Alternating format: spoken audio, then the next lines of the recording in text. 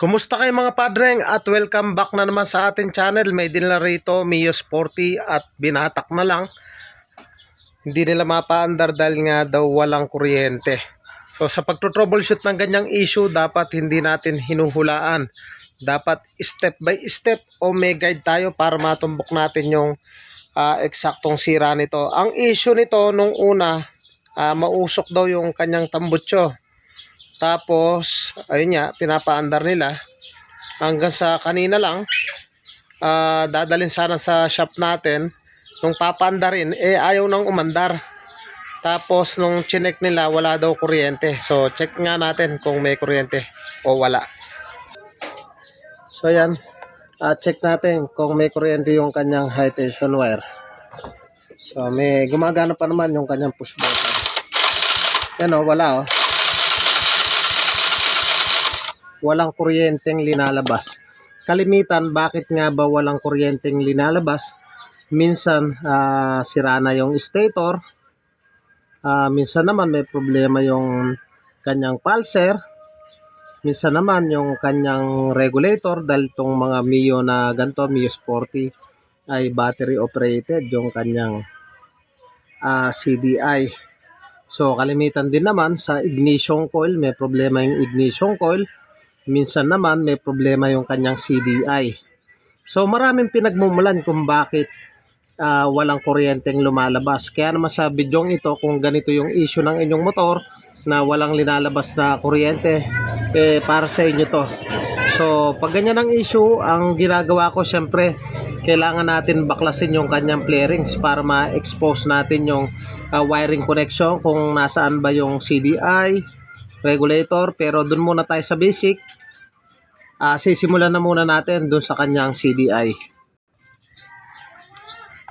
Paggamit yung ating test light mga padreng, check na muna natin. Napaka-importante na marunong tayo gumamit ng test light para ma-troubleshoot natin lalo na sa mga wiring connection. So check na muna natin syempre ang una nating step kung gumagana yung ating test light. Check natin. Umilaw naman na. So good siya. At dito sa parting likuran, ayan dito nakalagay yung kanyang regulator. At dito naman nakalagay yung kanyang CDI. So tanggalin lang natin yung kanyang CDI.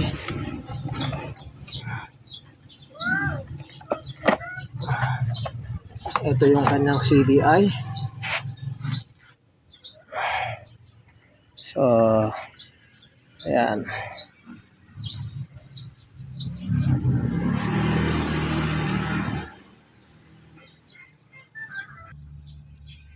So dito sa kanyang CDI, tanggalin na muna natin yung socket. May makikita tayo na kulay orange. Yung kulay orange, ito yung ignition coil.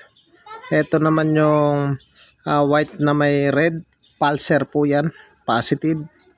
Tapos yung white na may blue, pulser negative. Yung solid black, siya naman yung negative. At yung solid brown, siya naman yung accessories wire. Ang gawin nyo lang mga padreng, naka-positive tayo. Dahil lang hanapin natin ay negative. So dito, yung kulay orange, siya yung ignition coil. So sundutin natin yan, dapat yan iilaw yan. Itong kulay orange na wire dapat iilaw. So umilaw, okay. Sunod natin yung kanyang ground. Ito sa socket, yung solid black ground yan, sundutin natin, dapat ilaw. Okay.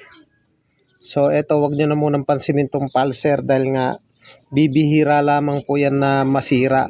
Ang isunod natin dyan yung brown wire. Itong brown wire, once na sinusian natin yan, siya yung nagsisilbing accessories wire na papasukan po yan ng positive supply once na nakasusi tayo. So syempre dahil positive yan, lilipat naman natin to dito sa negative. Tapos i-on natin susi, check natin yan kung iilaw. So ayan, naka-negative na tayo. Ito yung susi. Ayan, pasok natin, on natin. Ayan, naka-on. Check na muna natin yung ating test light kasi minsan naglulus. So umilaw naman So yan, naka-switch on na tayo. Sundutin natin tong kanyang brown wire. Dapat to ay iilaw. So layo natin yung camera. Dapat iilaw yung brown wire. At sa pagkakataong yung mga padreng, umilaw naman. So ibig sabihin, kumpleto naman yung positive at negative. Ngayon ang gawin natin, palipitin natin to yung terminal ng CDI. Bawat terminal ay papalipitin natin. Minsan kasi lumuluwag or nagpupuro connection. So ganito lang yung gawin nyo. Yan. Palipitin lang natin yan para humigpit. Yan.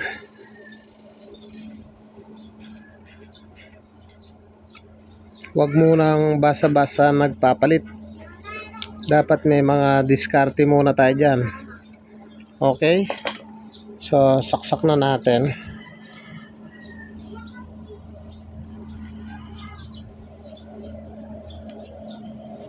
Ayun, humigpit na siya. So, ngayon, ang isusunod naman natin, syempre, mag-check ulit tayo ng high tension wire kung maglalabas na ito ng kuryente. May mga case tayo nito na pinapalipit lang natin yung CDI, di tayo agad nagpapalit. Lumalabas naman yung kanyang kuryente. So, try natin. So, ayan. Push natin.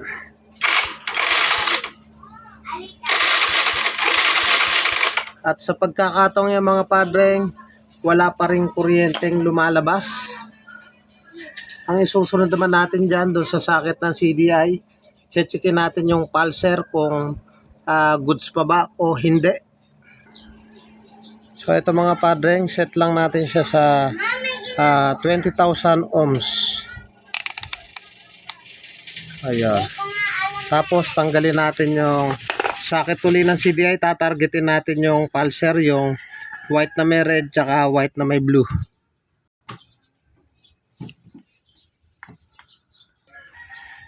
So ang gagawin lang natin yung positive proof natin, lagay lang natin dito sa white na may red, tapos yung kulay black doon naman sa white na may blue. Dapat magre-read ito ng 0.1 hanggang 0.3. So ayan, ganyan lang ginawa ko. Sinutan ko lang yung red tsaka blue. Tapos gamit yung ating tester, checkin natin. Dapat 0.1 hanggang 0.3 yung kanya reading. Eto. Check natin.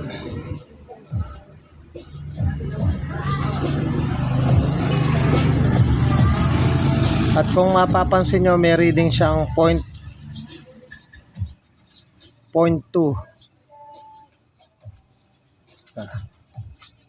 Ayan, 0.28.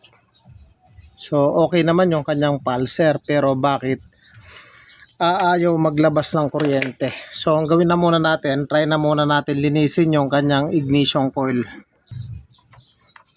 At dito sa kanyang ignition coil, minsan madumi kung bakit nawawala ng kuryente.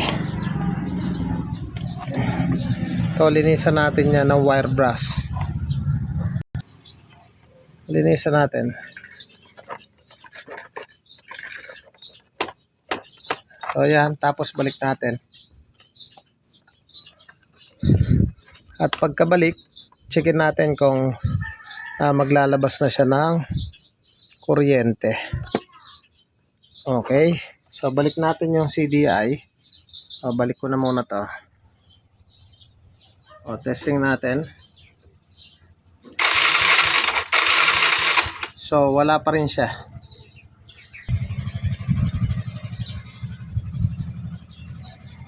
So yan mga padreng, checkin na natin kung may kuryente.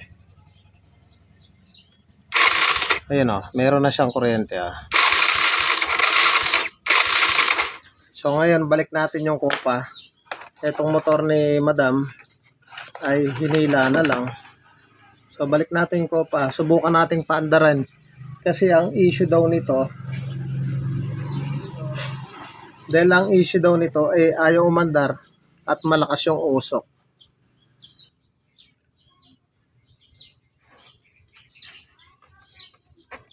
Balik natin.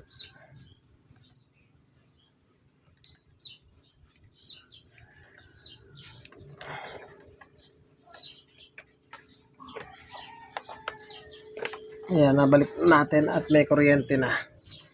Ngayon, try nating start yung motor kung aandar.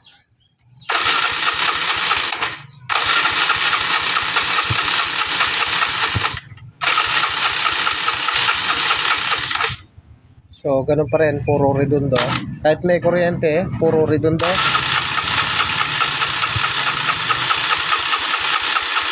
Ayan. Yun, naririnig nyo, parang gustong umandar na ayaw. O ngayon, ang isusunod natin, checkin natin yung mga vacuum hose dun sa kanyang carburetor na baka posibleng wala pala pumapasok na gasolina.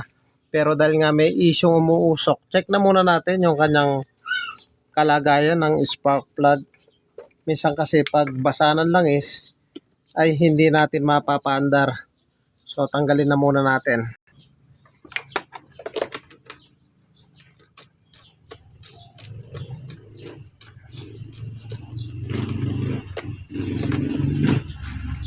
Yun. At kung mapapansin nyo mga padreng, basa. Ayan o. Basa siya ng langis. So try nating magpalit na muna. So ito.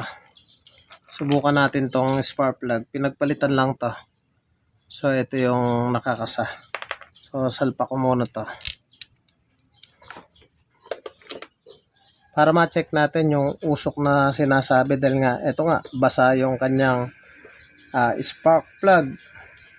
Napaka-importante mga padreng na alam natin yung basic. Nakita nyo kanina walang kuryente. So pinalipit yung CDI. Okay naman yung pulser, yung connection. So napalabas na natin kuryente pero ayaw umandar. So basa nga yung spark plug. So try natin palitan. Tapos start natin. Okay.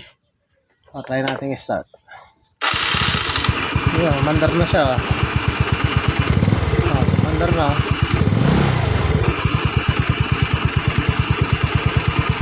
So mandar na siya. Patayin natin. Mag-check muna tayo ng langis. Kung may langis pa. Dito check natin kung may langis.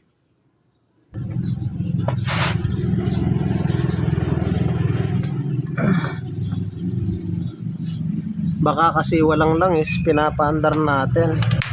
So may langis naman, punasan ko. Check natin kung may langis. Lipat ka doon. Sige, lipat ka doon. Wala pa naman yatang sasakyan. May sasakyan. So check natin kung may langis.